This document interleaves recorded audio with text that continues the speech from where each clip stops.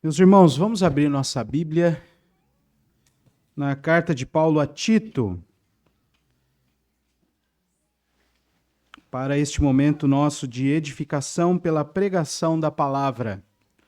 Tito, capítulo de número 3. Hoje nós leremos capítulo 3, do 1 ao 7. Esse é o texto para a mensagem desta manhã.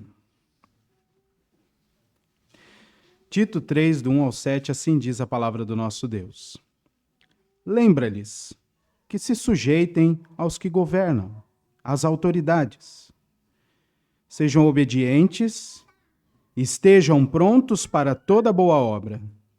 Não difamem a ninguém, nem sejam altercadores, mas cordatos, dando prova de toda cortesia para com todos os homens.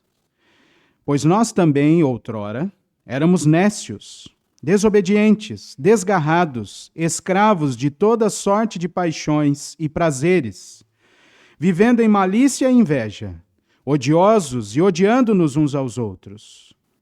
Quando, porém, se manifestou a benignidade de Deus, nosso Salvador, e o seu amor para com todos, não por obras de justiça praticadas por nós, mas segundo sua misericórdia, ele nos salvou, mediante o lavar regenerador e renovador do Espírito Santo, que ele derramou sobre nós ricamente, por meio de Jesus Cristo, nosso Salvador, a fim de que, justificados por graça, nos tornemos seus herdeiros, segundo a esperança da vida eterna.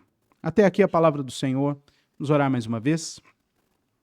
Deus bendito, nós fomos preparados pela Tua santa palavra até aqui, para este momento, para ouvirmos, ó Deus, o Senhor falar através da pregação da palavra. Então, Senhor, ensina-nos nesta manhã, para que nós sejamos transformados e conformados à Tua vontade somente. E que assim também a Tua palavra frutifique muito em nosso coração no decorrer desta semana, Senhor. Ajuda-nos, em nome de Jesus. Amém. Às vezes parece melhor agir como todos os homens, pois não há solução mesmo. Ou nós não vemos como podemos influenciar o mundo ao nosso redor sendo crentes. Esta música parece que foi feita hoje, mas ela foi lançada em 1990, pelo corajoso Ministério de Louvor e Adoração, corajosíssimo, porque nesta data eles lançaram um CD chamado Pra Cima Brasil, com várias letras baseados na Escritura, mas com muitas críticas ao estado atual, ou daquela época, do país. Vale a pena olhar este CD. Era disco ainda, na verdade. Mas às vezes parece melhor agir como todos, não é verdade? Pior ainda são aquelas ocasiões nas quais nós temos o desejo de subverter a ordem estabelecida, visto que as ações de alguns homens atentam contra a verdade e, em último caso, contra o nosso próprio Deus. No entanto, nós somos ensinados pela palavra a como viver no mundo, demonstrando que não fazemos parte dele. Somos chamados a demonstrar uma vida diferente. No texto que nós lemos, e eu espero que as minhas falhas na música não tenham feito você esquecer do texto, o texto que nós lemos, que está diante de você, mostra que Tito foi conduzido pelo apóstolo Paulo a lembrar os crentes de que eles devem ter uma prática de vida diante dos governantes, diante de todos os homens, das autoridades, e esta prática de vida precisa ser condizente com a boa salvação que Deus derramou sobre o seu povo. Esta salvação que foi revelada a eles por meio de Cristo, segundo a esperança da vida eterna. Tito precisava lembrar aquelas pessoas da ilha de Creta que eles deveriam agir corretamente com todos os homens. Mas também deveria fazê-los lembrar de que as ações deles de outrora foram interrompidas.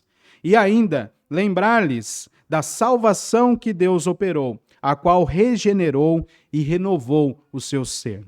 Portanto, assim nós também hoje relembraremos que a nossa vida precisa ser uma nova vida na prática. E esta nova vida na prática é vivida em dois momentos aqui deste texto. Primeiro deles, do verso 1 ao verso 3, observe, com proceder regenerado. E depois, do verso 4 ao verso 7, com esperança da vida eterna. Então, nova vida na prática. Primeiro, com proceder regenerado e com esperança da vida eterna. Este texto tem uma mudança drástica naquilo que está sendo esperado até pelos seus primeiros leitores e por nós. O fato é que as paixões mundanas, como nós lemos na liturgia e aqui também, tornam os homens totalmente inconstantes e contraditórios. Já reparou? E aí você fala assim, nossa, mas estava tudo indo bem. A gente tinha um professor no seminário, e Deus já o chamou para si, mas quando ele falava principalmente assim da administração eclesiástica, ele gostava sempre de enfatizar, meninos, as pessoas vão falhar com vocês. E é verdade, porque nós também, enquanto pastores, falhamos com as pessoas. E isso é marca do pecado em nós ainda. Somos, por vezes, pessoas inconstantes, pessoas contraditórias. Em um momento, demonstramos amor por alguém ou algo, e no outro, desprezo e desgosto total. Nós somos, muitas vezes, indicativos e indicamos muita confiança. Noutras vezes, estamos totalmente desesperançosos. Não é assim?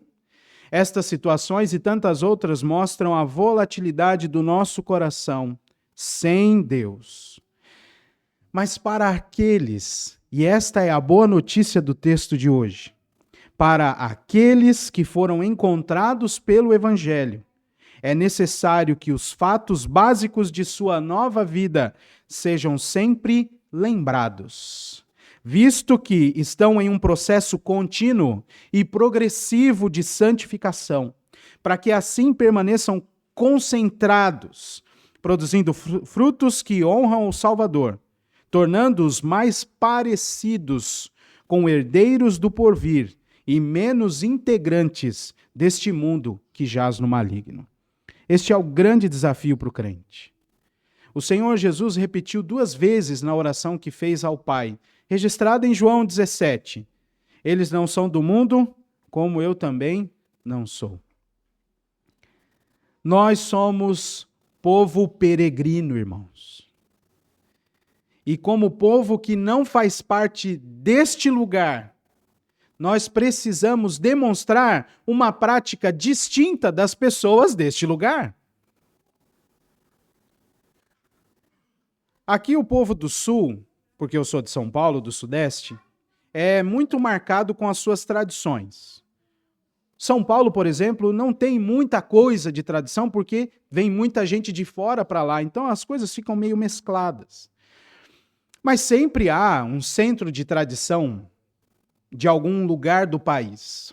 Aqui nós temos isso muito marcado.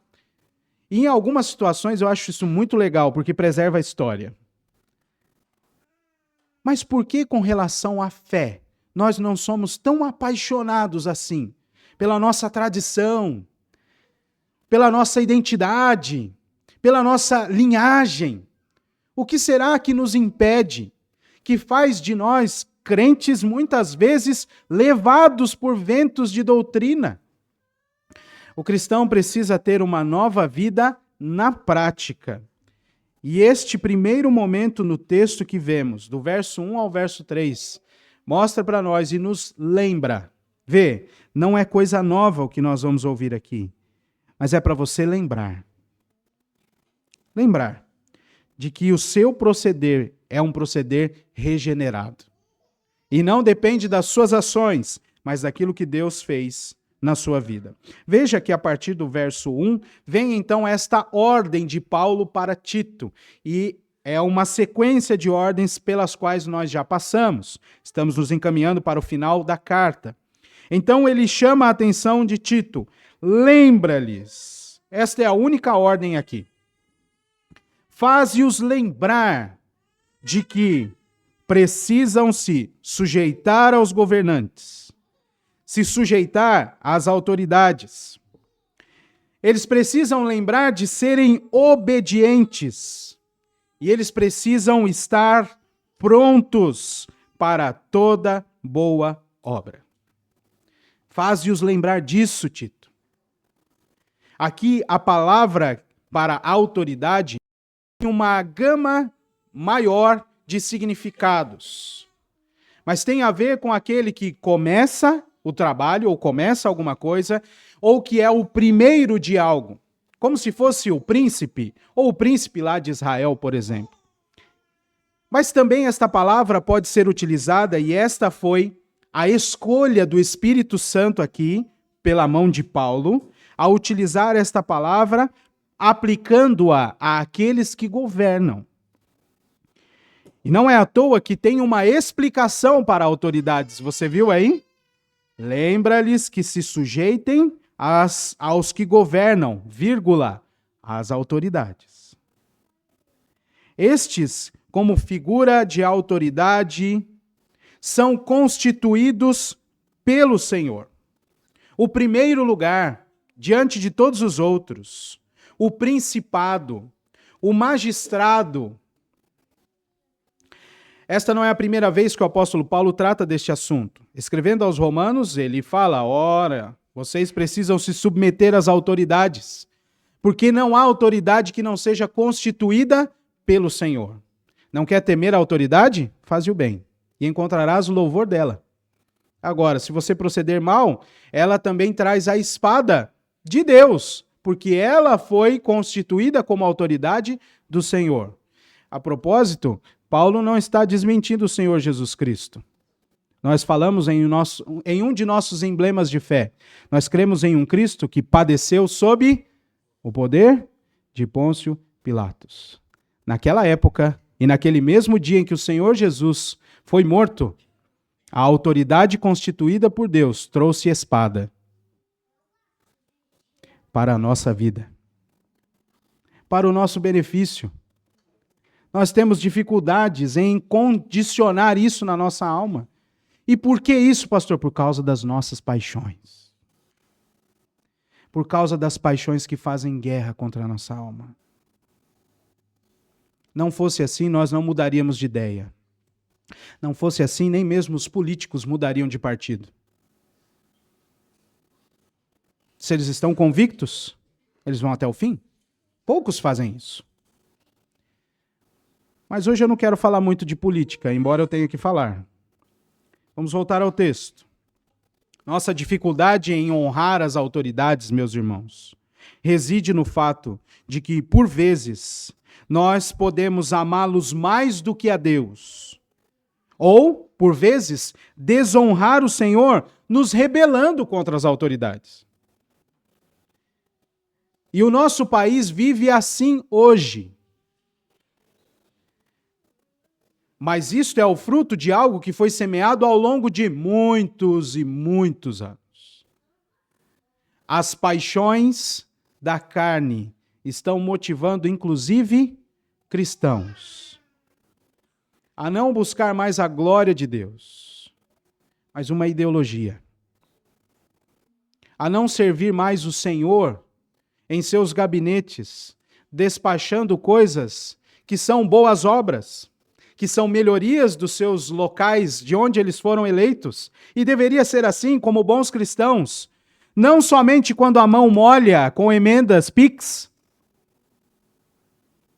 Eles deveriam estar trabalhando. Pastor, o senhor está generalizando. Estou. Mas eu sei que nem todos são assim. Mas a mensagem de hoje é mais generalista mesmo, neste tópico da política. O nosso país sofre, mas o povo cristão que vive no Brasil não precisa sofrer. Porque nós servimos ao nosso Deus. Não somos deste lugar. Nossa dificuldade em honrar as autoridades reside neste fato.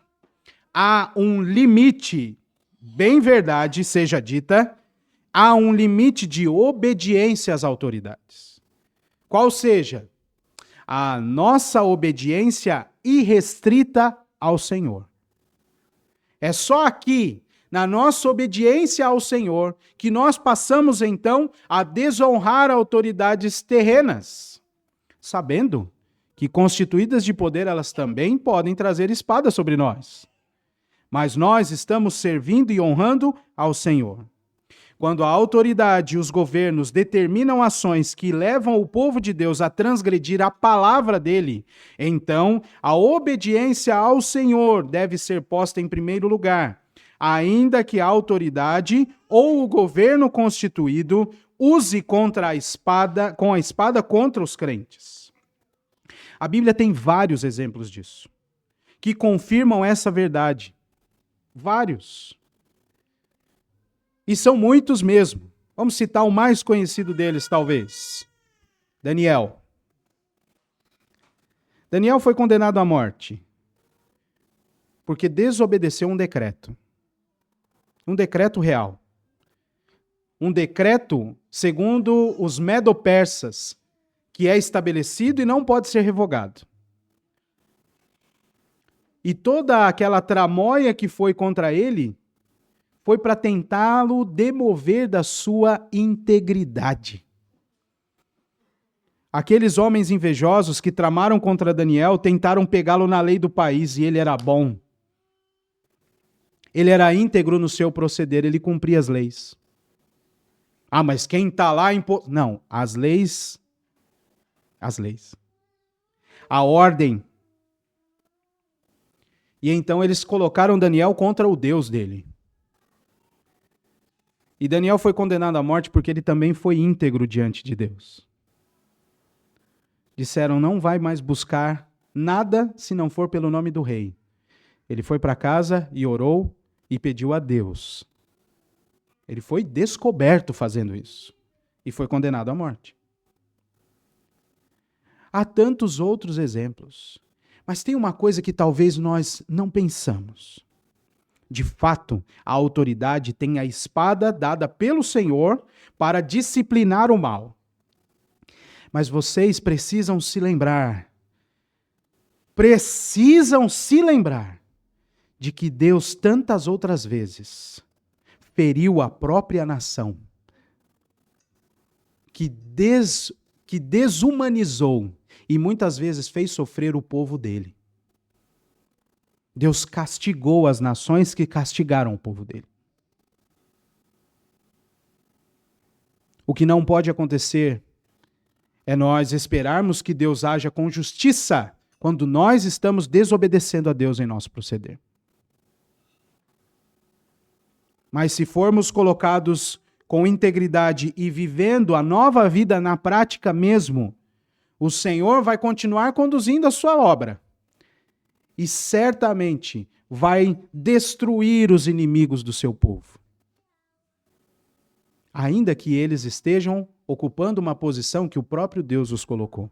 Nós precisamos pensar nisso. É assim que Deus fez durante toda a história. É assim que Deus vai continuar fazendo.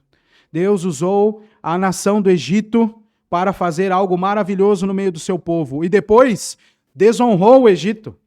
Deus fez assim com a Babilônia, usou a Babilônia e todo o sistema de governo posterior para disciplinar o seu povo, que estava imerso em pecado.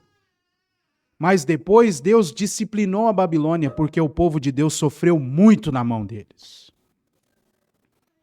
É assim que você precisa pensar política. Você precisa pensar desta maneira, guiado pela palavra, para que você não seja levado pelas paixões que fazem guerra contra a nossa alma. A igreja não quer romper com os governos terrenos. Houve uma tentativa no passado, mas a Igreja Reformada nunca rompeu. O nosso desejo é servir a Deus. Fato é, ouçam o que foi registrado em um dos nossos símbolos de fé.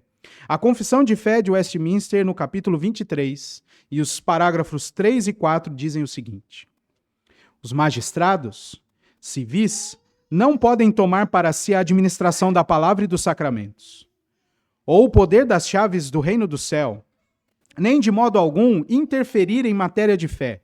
Contudo, como pais solícitos, têm o dever de proteger a Igreja de nosso comum Senhor, sem dar preferência a qualquer denominação cristã acima das outras, de tal maneira que todos os eclesiásticos, sem distinção, gozem plena, livre e indisputada liberdade de cumprir todas as partes das suas sagradas funções, sem violência ou perigo, como Jesus Cristo constituiu em sua igreja um governo regular e em uma disciplina, nenhuma lei de qualquer estado deve interferir, impedir ou embaraçar o seu devido exercício entre os membros voluntários de qualquer denominação cristã, segundo a profissão de crença de cada uma.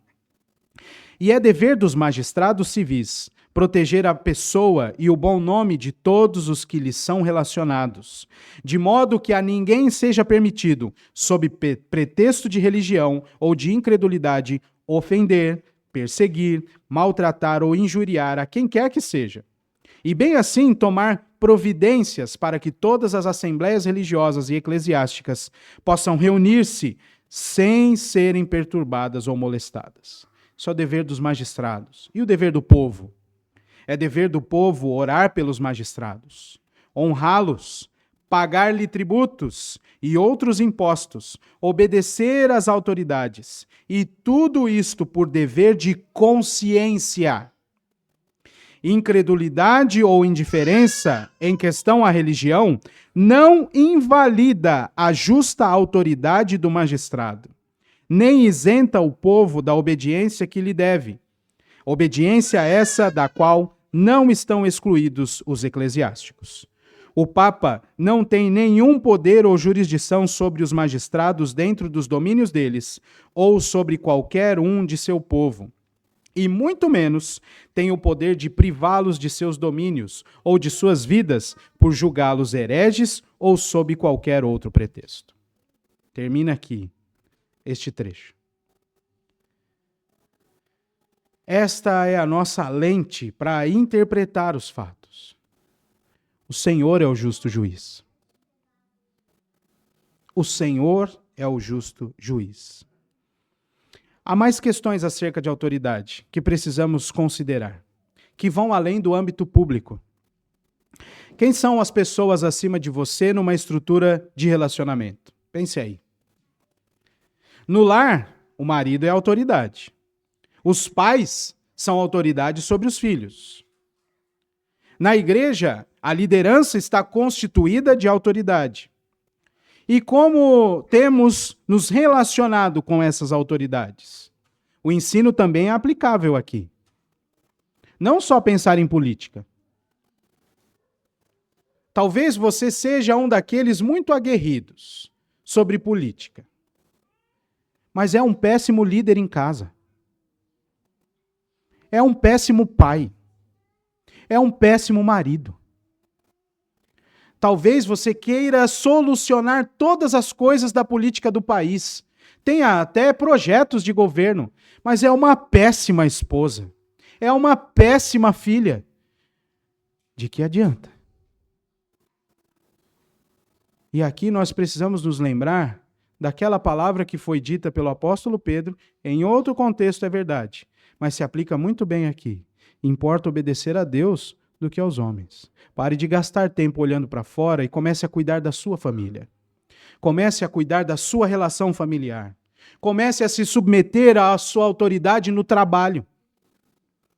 De que adianta ficar subvertendo autoridades no trabalho?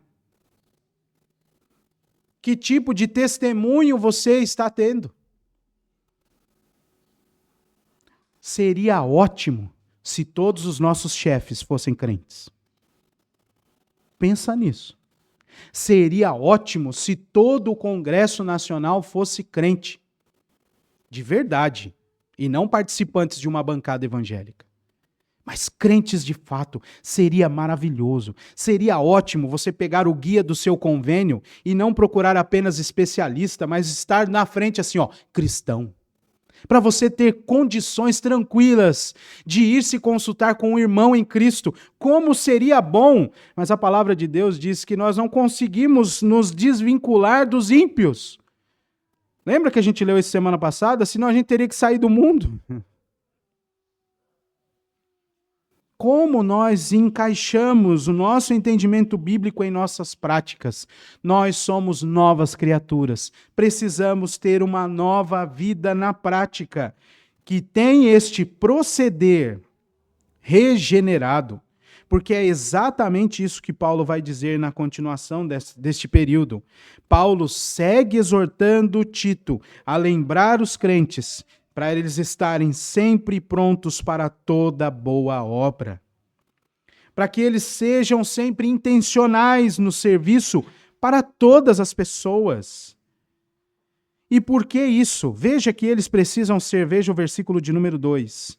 Não devam difamar a ninguém, nem ser altercadores, brigões, mas cordatos, dando provas de toda cortesia para com todos os homens. Vê que é universal essa ideia aqui. Todos, não só para os crentes, todos os homens. Todos os homens. Eu não sei o que vai acontecer com essa mensagem, tá bom? Mas eu estou gostando de ver alguns relances do nosso irmão pastor André Mendonça. Porque com toda a cortesia, ele vai desfazendo muitas coisas ruins que têm sido feitas contra ele. Pelos seus pares. No momento em que ele tem a prioridade na fala. Só isso. Não vamos nem falar do conteúdo dos votos. A propósito, esses dias eu baixei o voto de um dos juízes e desisti. Tinha 119 páginas. Aí deixei para depois. Mas não vamos nem falar do conteúdo. Vamos falar da postura, da cortesia, de tratar com honra. Muitas vezes, enquanto ele fala, eles tentam fazê-lo calar. E ele não se altera em nenhum momento. Eu estou achando isso o máximo. Continua falando. Vossa Excelência. E vai tratando o caso. É um crente lá. Ah, pastor, mas ele é formado no... Não quero nem saber agora. Estou falando da prática cristã. Ah, pastor, mas olha, o ano passado parecia que... Ele é um cristão. Nós precisamos orar por ele. Já pensou? Um faixinho de luz no meio de um monte de gente que não é crente? Nós precisamos ter este tipo de procedimento. Porque, irmãos, diz o verso 3. Outrora, agora não é mais o tempo de ter algum tipo de atitude. Veja, nós éramos desobedientes, desgarrados, escravos de toda sorte de paixões e prazeres, vivendo em malícia e inveja, odiosos e odiando-nos uns aos outros. Esse tempo acabou. Quando? Quando Deus nos chamou pelo Evangelho. Acabou. Você precisa ter uma nova vida. E eu reconheço que para alguns é muito difícil. Assim como é difícil para mim identificar e tratar outras áreas na minha própria vida. Eu sei porque tem coisa que tira a nossa paz mesmo. É muita injustiça. É muita injustiça. É muita maldade. É muita coisa assim mesmo. Eu sei que é. Eu não estou negando nada. Tá bom? É muito ruim. Mas ainda assim nós somos chamados a ter um proceder diferenciado. Ao invés de sair caminhando por aí, nós somos chamados a nos colocar de joelhos e orar pelas autoridades. Quer seja o rei como soberano, ou as outras autoridades constituídas. Você é chamado a orar pelo seu chefe. Você é chamado a orar pelo seu professor na universidade. Você é chamado a orar pelo seu pai, ainda que ele não seja crente. Pela sua mãe, ainda que ele não seja crente. Você é chamado a orar pelo seu filho, se ele estiver numa condição de autoridade. É assim que nós precisamos pensar e praticar a autoridade. As características de insubmissos e desobedientes não fazem mais parte do viver de um cristão. Nossas ações, constantes em nosso passado, agora foram interrompidas por uma ação apenas e completa do nosso Senhor Deus. Veja o que diz a partir do verso 4. Porque essa nova vida na prática precisa ser vivida com esperança na vida eterna. Veja aí.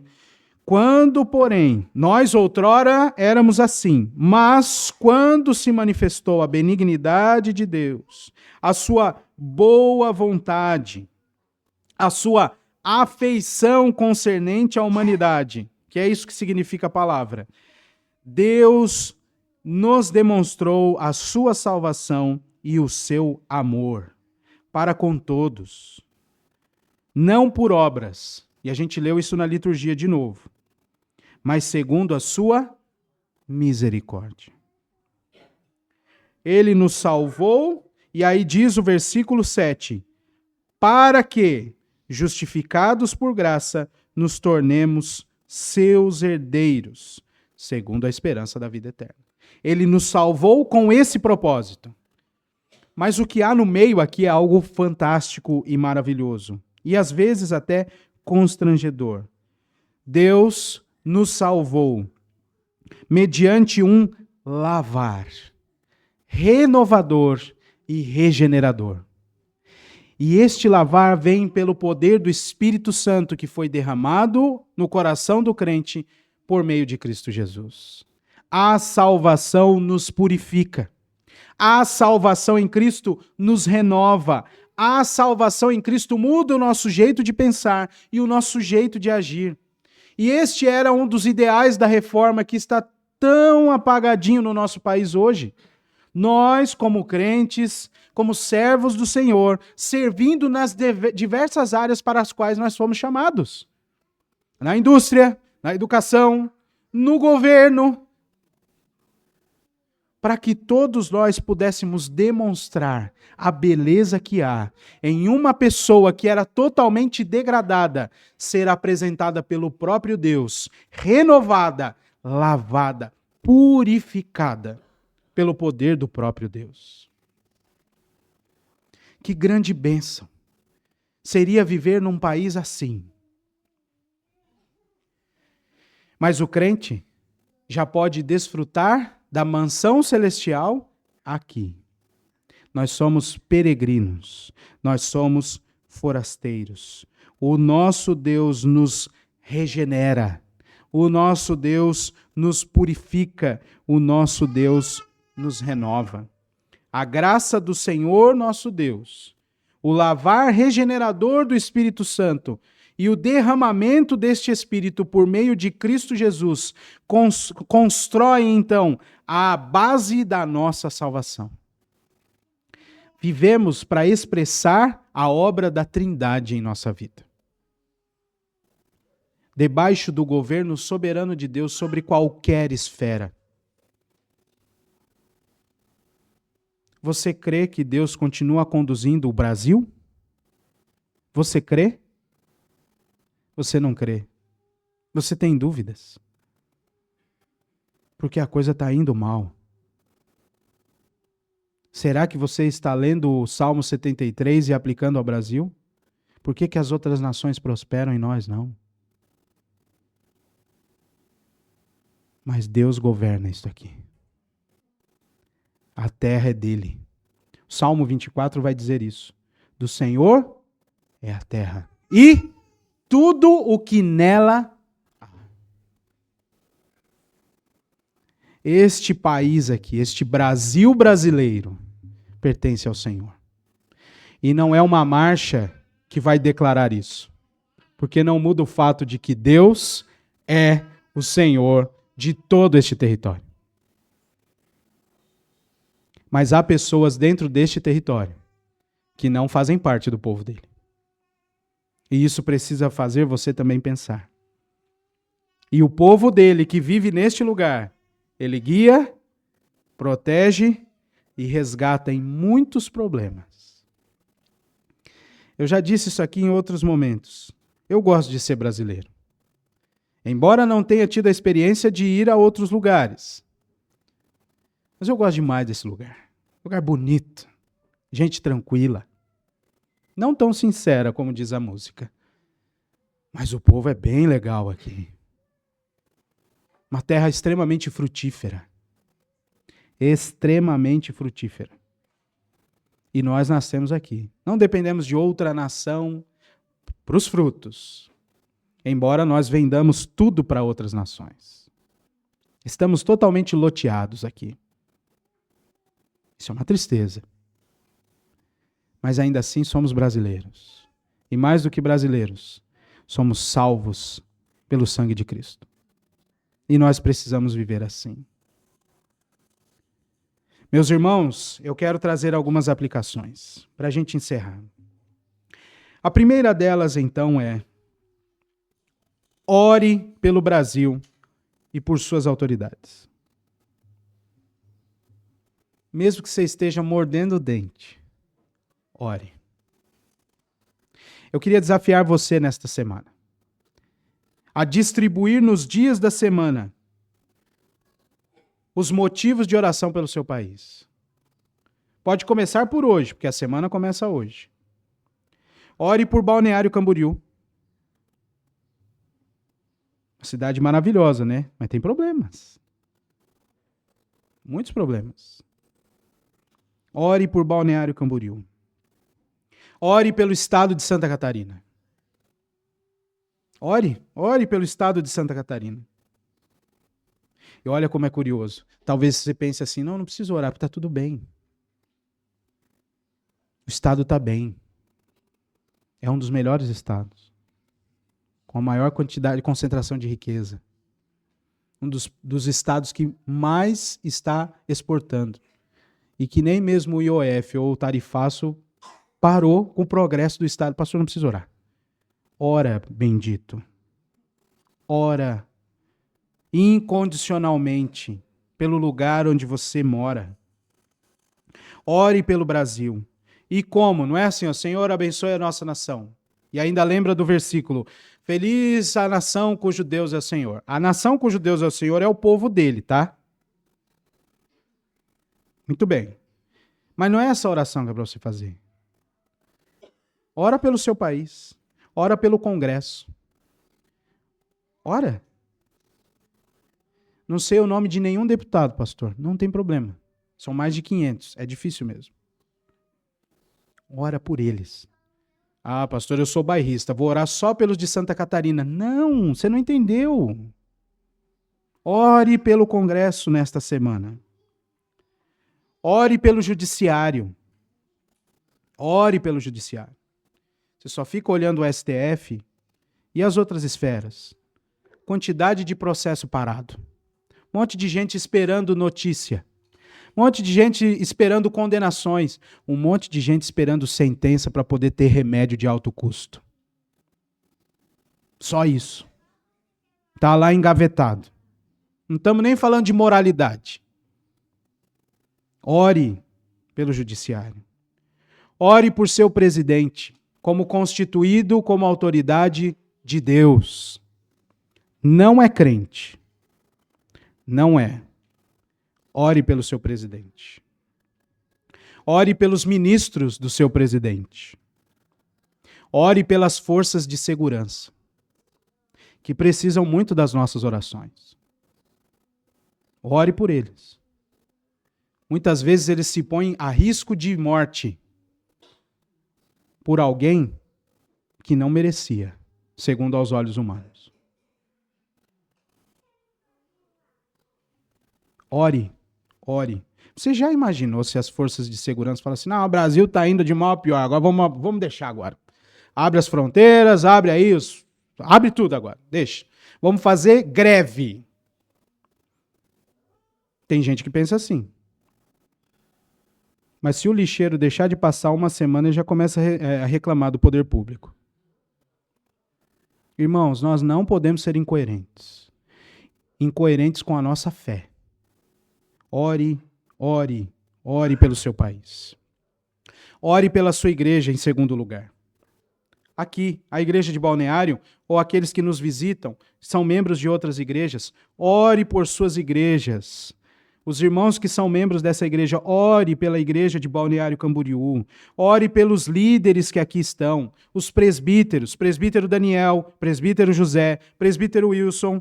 Ore por eles, ore por mim, que sou pastor. Ore pelo pastor Cláudio, ore pelo Géser, que é o nosso evangelista. Ore pelos diáconos, diácono Felipe, diácono Márcio, diácono Cristiano, diácono João Pedro, diácono Tiago Javarotti. Ore pelos seus líderes, ore por suas famílias, para que eles estejam sempre quebrantados diante do Senhor. E para que você possa respeitá-los, amá-los e até mesmo confrontá-los quando isso for necessário. Ore por eles. Terceira coisa. Concentre-se em seu processo de santificação. Nós precisamos ficar concentrados, irmãos. Palavras, ações, pensamentos que precisam ser vencidos, visto que você foi renovado pelo poder de Deus. Não há como não haver transformação visível e consistente na vida. Não tem como. Para o crente verdadeiro, não existe isso. Descanse no Senhor, pois Ele está conduzindo todas as coisas com poder e para o louvor da sua glória. O cheiro que a gente sente do futuro do país não é bom. Mas mais do que isso, a gente precisa saber, independente do que aconteça, o cetro de toda a autoridade está nas mãos do nosso Cristo. É Ele quem rege as nações com poder e glória. Concentre-se no seu processo de salvação. Quarta coisa, agradeça ao Senhor constantemente por sua salvação. Pela graça, Ele tem transformado você dia a dia. E por fim, sirva ao Senhor com a sua própria vida. Demonstre que realmente você é nascido de novo. Onde você estiver, com quem você estiver. Ore pelo país, ore por sua igreja, concentre-se no seu processo de santificação, agradeça ao Senhor constantemente por sua salvação e sirva ao Senhor com a sua própria vida. Lembre-se de que Deus o salvou para ser herdeiro e, por isso, viva a nova vida na prática, com proceder regenerado e a esperança na vida eterna. Hoje eu estou musical. Vou terminar com outra letra. Não vou cantar porque você sabe que o início já deu uma catástrofe, né? Mas eu queria ler um trecho, é só um trechinho de uma música que eu gosto muito. É uma banda de rock, tá, irmãos? Mas é crente. É do Resgate. A letra é Vou Me Lembrar, eu amo essa música. E em determinado momento ele diz assim: lembre-se de quem nos deu o próprio sangue como um selo, que homens vão e vêm, mas ele permanece eternamente. Que aquele que desceu é o mesmo que subiu e que nos levará para sempre. Eu vou me lembrar de não me esquecer de que tudo o que eu fiz e também sempre acreditar que o que me faltar, Deus já me deu. E pelo que eu vivi, sempre glorificá-lo. Eu vou me lembrar que mesmo assim eu nada sou e sempre acreditar que quando eu morrer, eu vou viver e sem parar, sempre glorificar ao meu Deus. Lembre-se do sacrifício da cruz. Lembre-se das promessas que em Cristo estão apresentadas a nós. Vai ter um dia que você não vai ser mais brasileiro, ó. E não é porque você vai ter que sair do país. Eu não sei quando isso vai ser, mas lembre-se disso. Porque nós fomos salvos para viver com uma esperança da vida eterna. Viva esta nova vida, irmãos. Viva. Viva você esta nova vida na prática. E como diriam os nossos amigos, deixa Deus agir e deixa Deus te usar. Mas sirva ao Senhor com integridade.